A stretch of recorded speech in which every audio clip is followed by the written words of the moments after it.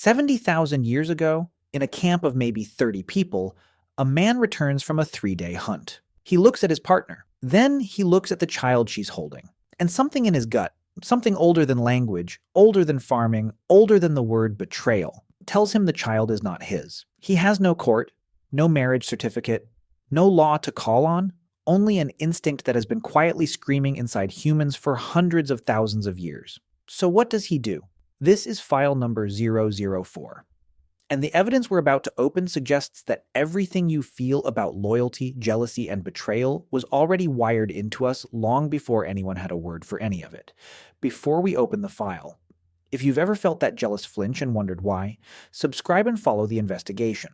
We open one case on human behavior every week. Let's get into the evidence.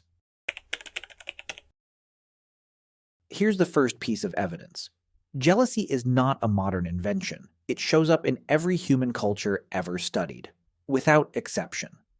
Anthropologists have searched for a society where partners simply don't care who their mate sleeps with. They've never found one. That tells us something important. When a trait appears in every human group on Earth, it usually isn't taught. It's inherited. It's old, and the biology backs it up. Deep in your brain, two chemicals, vasopressin and oxytocin, are responsible for something scientists call pair bonding.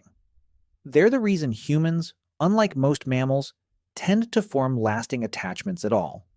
But that same bonding system has a dark twin.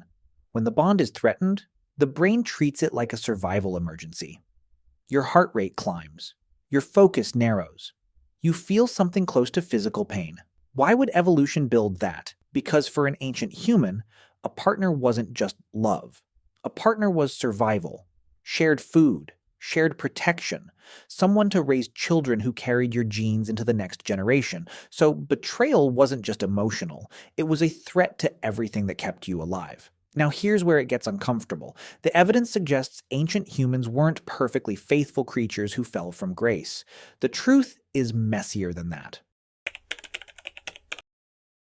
Look closely at the few human groups who still live the way our ancestors did, like the Hadza of Tanzania. They don't practice lifelong, single-partner marriage the way we imagine it. They practice something researchers call serial monogamy, committed bonds that form, hold for years, and sometimes break. And when a bond broke because of betrayal, the response was rarely private. In a camp of 30 people, there were no secrets. Everyone knew, and the entire group had a stake in what happened next. The evidence points to 3 ancient responses. 1. Separation. The bond simply dissolved. The pair split, and the group absorbed the fallout. Children were raised collectively anyway. 2. Social punishment. Gossip, shame, loss of standing. In a small group, your reputation was your safety net. To be branded untrustworthy could mean being pushed to the edges of the group, and the edges were where the predators waited. 3. The darkest, violence. Archaeology has uncovered ancient remains bearing the marks of lethal human-on-human conflict. We can't always know the motive, but anthropologists who study modern conflict find that mate-related jealousy is one of the most common triggers for violence between people across nearly every culture studied. So the instinct that man felt at the start of this file? Sometimes it ended in a quiet separation, and sometimes it ended in blood.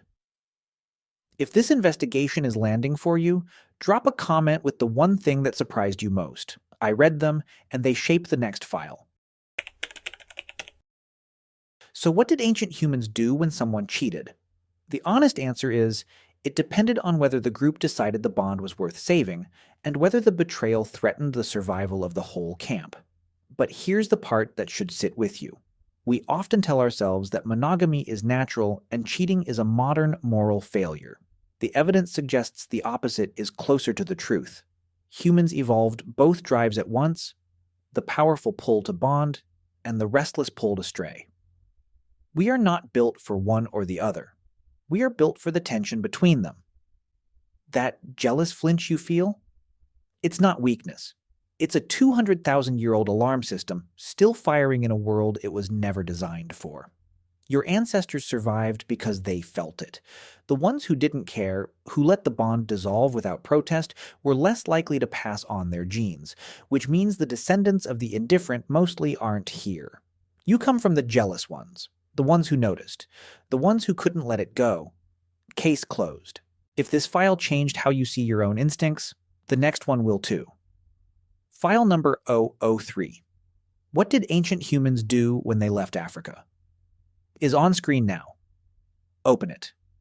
And subscribe so you're here when the next case drops. The Human Audit. Following the evidence back to where it all began.